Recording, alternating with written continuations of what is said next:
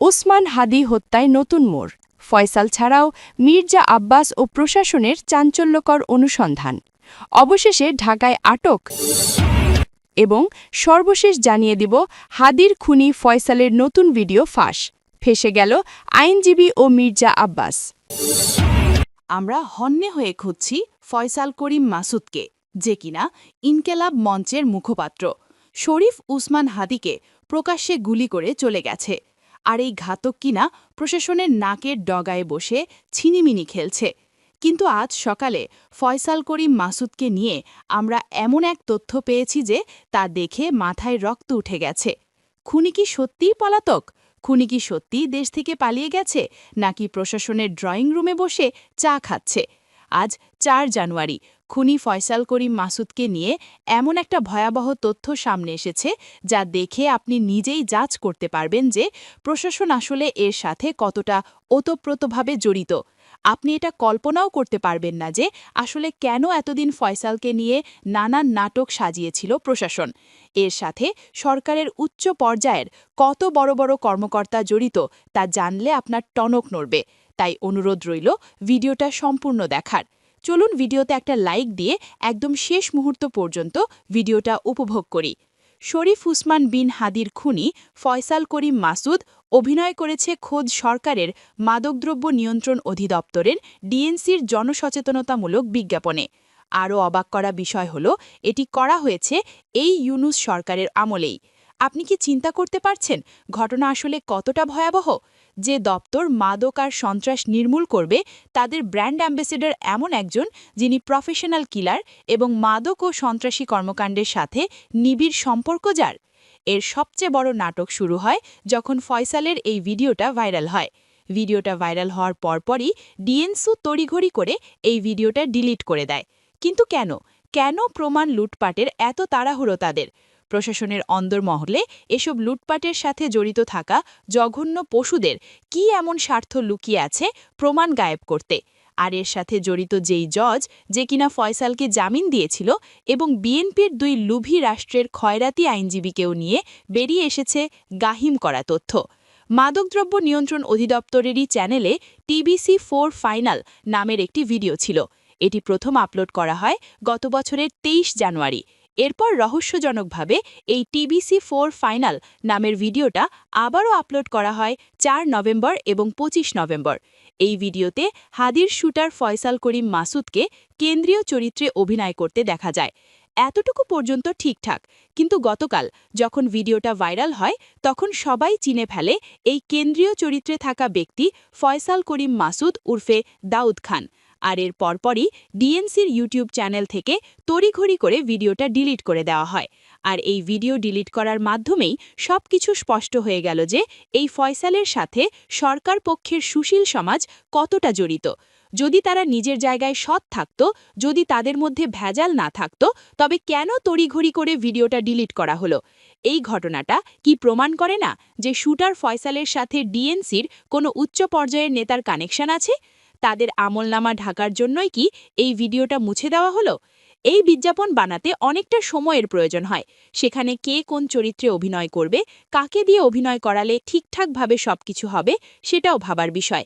ঠিক এই জায়গায় ফয়সাল নামের এই অমানুষকে কিভাবে ঠিক করা হলো কেন্দ্রীয় চরিত্রে অভিনয়ের জন্য? সরকার পক্ষের লোক কি এর কিছুই জানত না? এবার যেন কেঁচো খুঁড়তে গিয়ে সাপ বেরিয়ে এসেছে। ইনকেলাব মঞ্চের সদস্য সচিব আবদুল্লাহ আল জাবের একটি মারাত্মক অভিযোগ এনেছেন।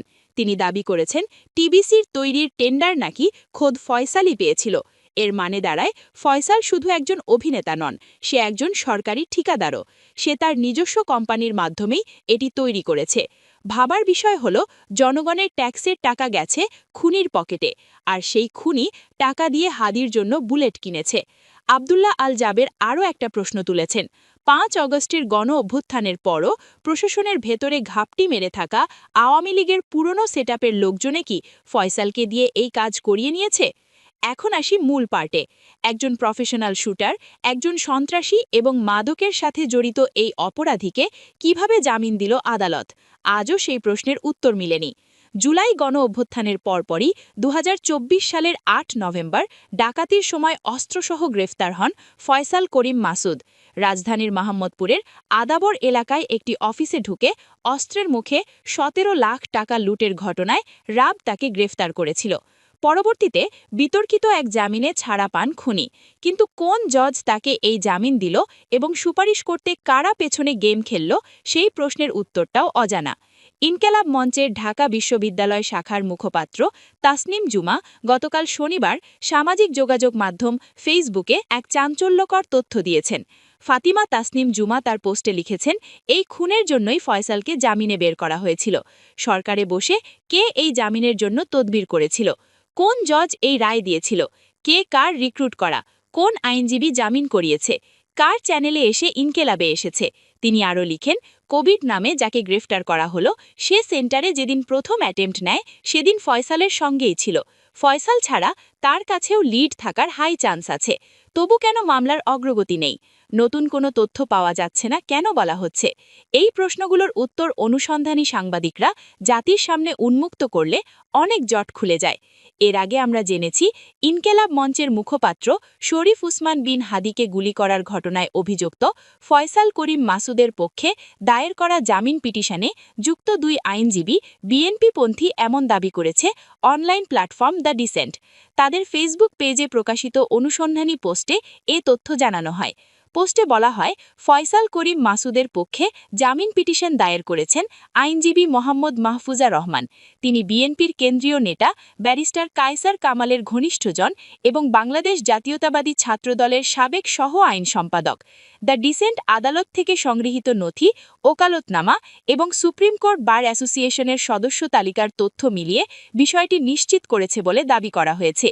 দ্য ডিসেন্ট জানায়, গত শনিবার সুপ্রিম কোর্ট বার অ্যাসোসিয়েশনের ওয়েবসাইটে থাকা মোহাম্মদ মাহফুজা রহমানের মোবাইল নম্বর ও মেম্বারশিপ আইডির সঙ্গে আদালতে দাখিল করা ফয়সাল করিম মাসুদের জামিন পিটিশনে থাকা আইনজীবীর তথ্য হুবহু মিলে যায় বলে জানানো হয়। এছাড়া জামিনে এফিডেভিটে যুক্ত আইনজীবীর ছবি নামের একটি ফেসবুক আইডির প্রোফাইল ছবির সঙ্গে মিল পাওয়া গেছে বলে দাবি করা হয়েছে।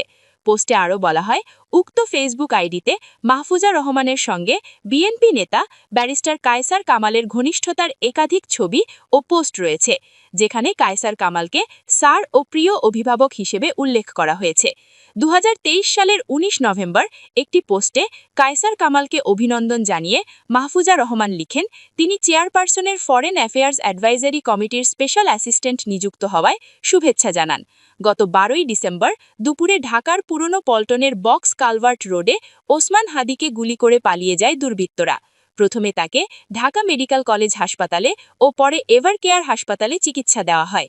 অবস্থার অবনতি হলে উন্নত চিকিৎসার জন্য 15 ডিসেম্বর তাকে এয়ার অ্যাম্বুলেন্সে সিঙ্গাপুরে নেওয়া হয়েছিল।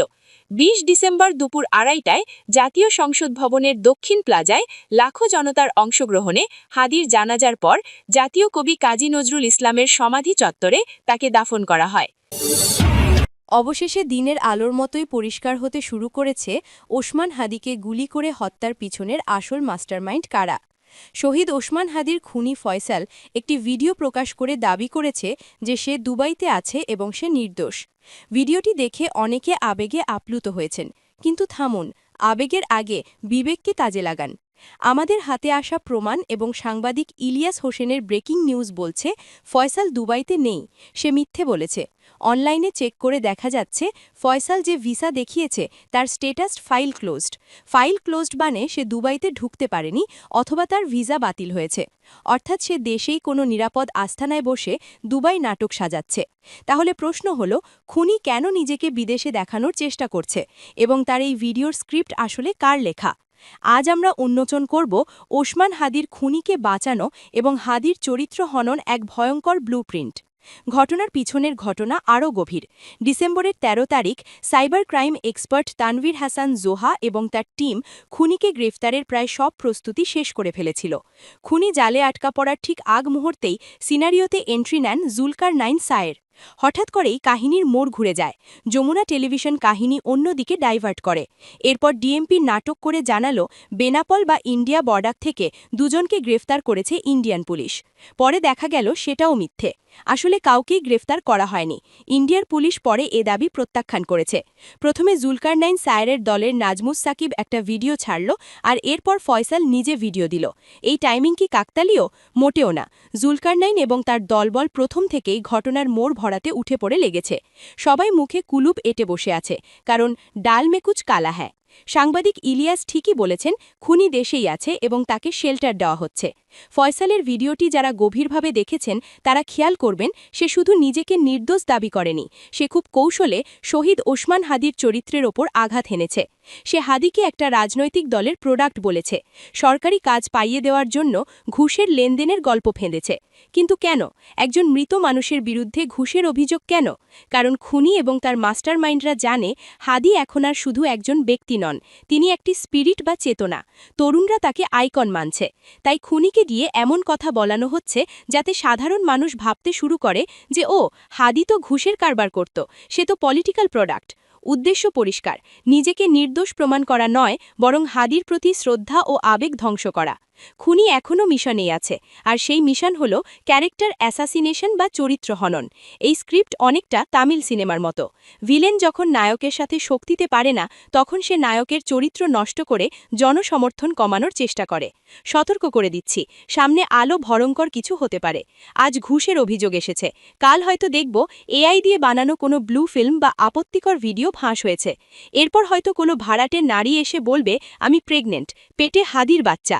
এভাবে ছোট ছোট ফেক নিউজ তৈরি করে হাদি স্পিরিটকে দুর্বল করার চেষ্টা চলবে অনবরত।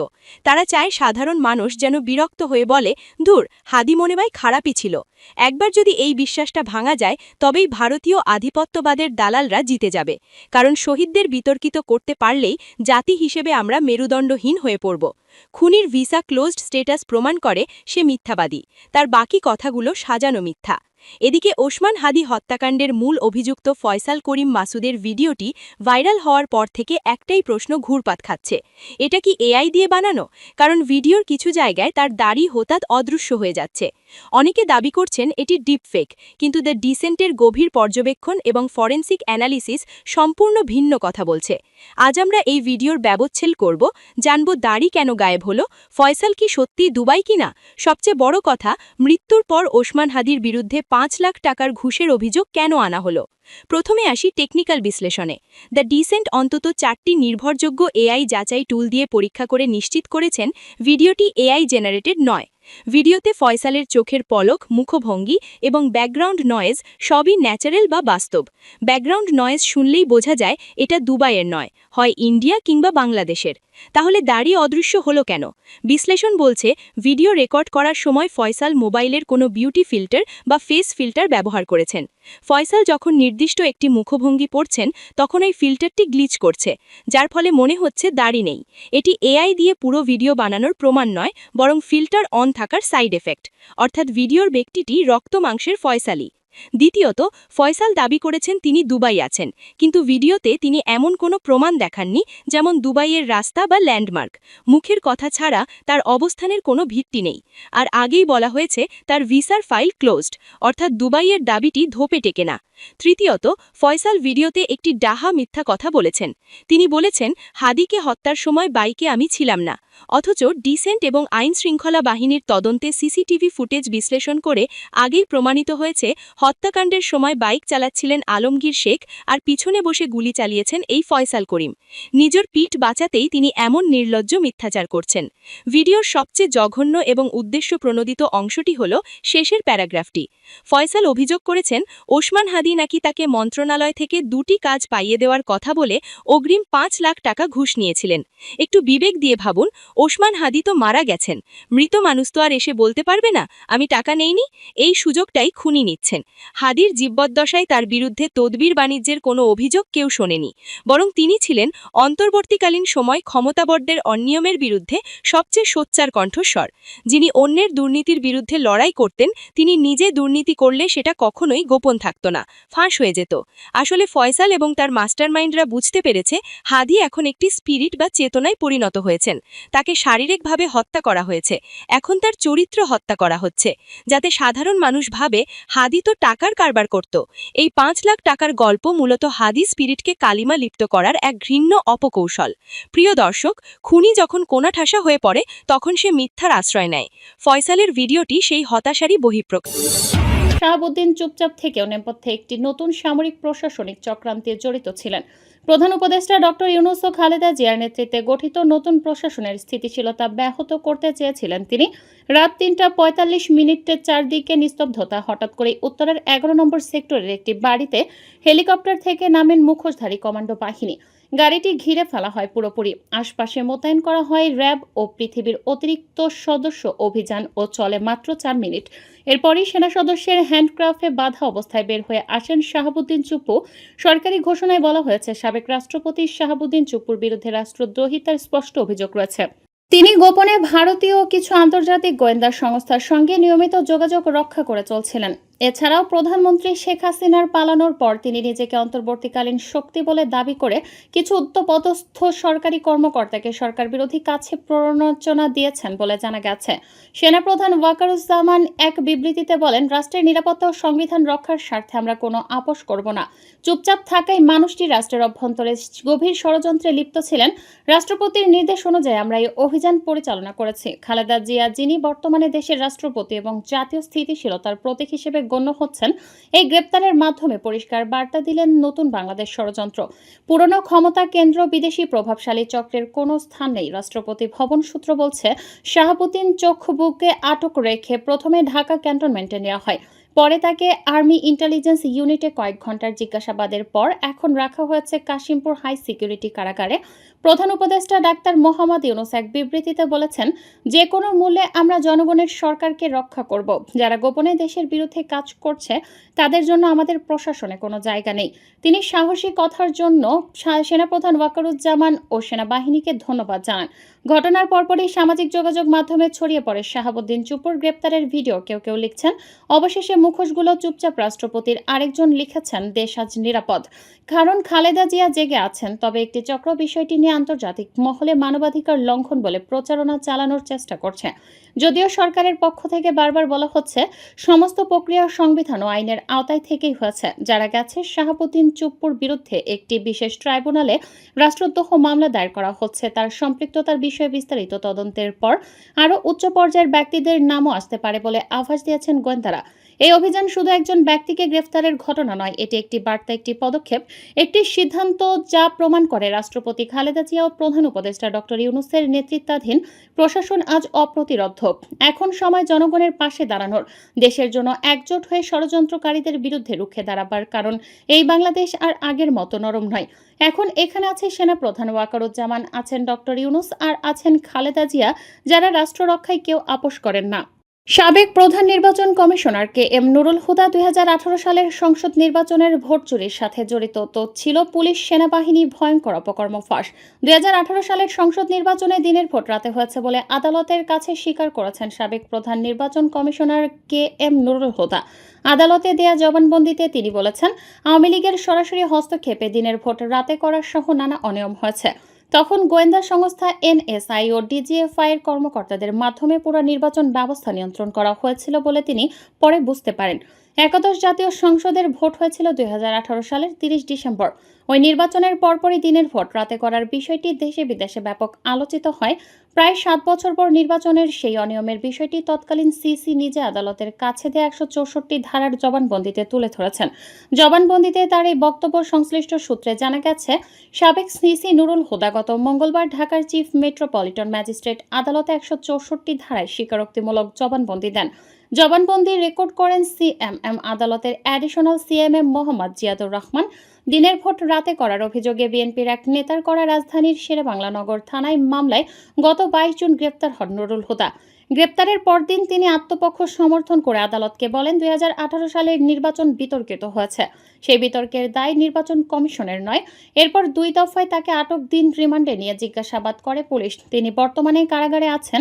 একই মামলায় গ্রেপ্তার হয়ে কারাগারে আছেন সাবেক আরেক সিসি কাজী হাবিবুল আওয়াল। 30 ডিসেম্বর ভোটের দিন বিএনপির পক্ষ থেকে লিখিতভাবে নির্বাচন কমিশনকে অভিযোগ জানানো হয়েছিল অন্তত 150 আসনে ভোটের আগের রাতে ব্যালটে সিল মেরে বাক্স ভর্তি রাখা হয়েছে। ভোটের পরদিন 31 ডিসেম্বর সংবাদ সম্মেলনে এ বিষয়ে সাংবাদিকদের প্রশ্নের জবাবে নুরুল হুদা বলেছিলেন, এটা সম্পূর্ণ অসত্য কথা। এই নির্বাচনে কমিশন পুরোপুরি সন্তুষ্ট। নির্বাচন ব্যবস্থা নিয়ন্ত্রণ করেছিলেন তৎকালীন এনএসআই ও ডিজিএফআই এর কর্মকর্তারা। নুরুল হুদা আদালতে দেয়া জবানবন্দিতে 2018 সালের সংসদ নির্বাচনে অনিয়মের বিষয়ে তৎকালীন ক্ষমতাসীন দল আওয়ামী লীগ দলের নেতাকর্মী, নির্বাচন প্রক্রিয়ায় যুক্ত থাকা কর্মকর্তা কর্মচারী, পুলিশ প্রশাসন ও গোয়েন্দা সংস্থার কর্মকর্তাদের ভূমিকার কথা উল্লেখ করেছেন। জবানবন্দিতে সাবেক সিসি বলেন, আমি মনে করি তৎকালীন ক্ষমতাসীন দল কেন্দ্রীয়ভাবে পরিকল্পনা করে প্রশাসন ও পুলিশের কিছু অসৎ কর্মকর্তার যোগসাজশে 2018 সালের জাতীয় সংসদ নির্বাচনে অনিয়ম ও কারচুপি করে দিনের ভোট রাতে গ্রহণ করেছে এবং অস্বাভাবিকভাবে কোনো নির্বাচনী এলাকায় শতভাগ ভোট গ্রহণ দেখানো হয়েছে, যা নির্বাচনের গ্রহণযোগ্যতাকে প্রশ্নবিদ্ধ করেছে। তৎকালীন সরকারি দলের সরাসরি হস্তক্ষেপে অনিয়মগুলো সংগঠিত হয়েছে উল্লেখ করে নুরুল হুদা বলেন, কিছু অতি উৎসাহী সরকারি কর্মকর্তা কর্মচারী নির্বাচনী অনিয়মে জড়িয়ে পড়েন বলে